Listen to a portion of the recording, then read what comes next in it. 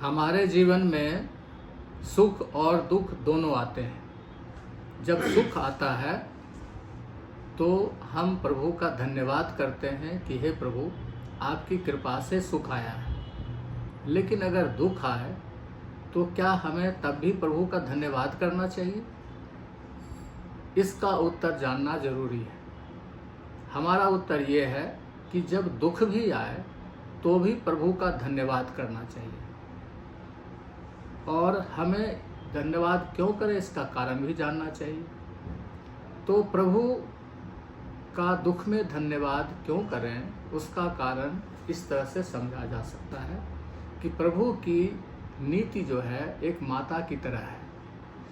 माता जब अपने बच्चे को पहली बार कुछ अच्छा करते हुए देखती है तो उसे एक चॉकलेट पुरस्कार में मिलना चाहिए, तो माँ उसे 5 गुना बढ़ाकर 5 चॉकलेट देती है। उसका उद्देश्य होता है कि बच्चा और अच्छा करने की प्रेरणा प्राप्त कर सके। उसी तरह से जब बच्चा गलती करता है तो माता उस गलती को देखने के बाद अगर सज़ा 5 थप्पड़ है तो माता सिर्फ 1 थप्पड़ मारती है, बाकी 4 माफ़ कर देती है, क्योंकि उसका उद्देश्य बच्चे को दंडित करना नहीं होता है, सुधारना होता है।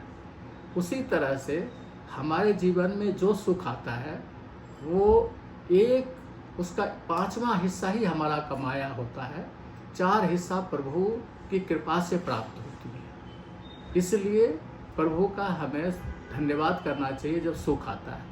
उसी तरह से जब हमारे जीवन में दुख आता है तो वो 4-5 से भाग करने के बाद जितना बचता है उतना ही दुख आता है, यानी दुख का 5वां हिस्सा ही आता है, 4 हिस्सा प्रभु माफ़ कर देते हैं।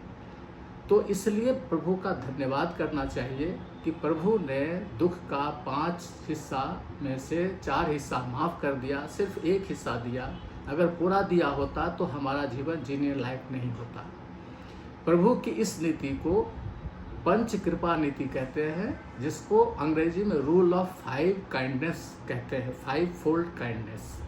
हमारे जैसे उंगलियां 5 हैं, वो 5 प्रभु की कृपा दिखाती है कि वो 5 से सुख को गुना कर देते हैं और दुख को 5 से भाग दे देते हैं। इसलिए प्रभु सदैव कृपालु होते हैं, चाहे सुख हो या दुख।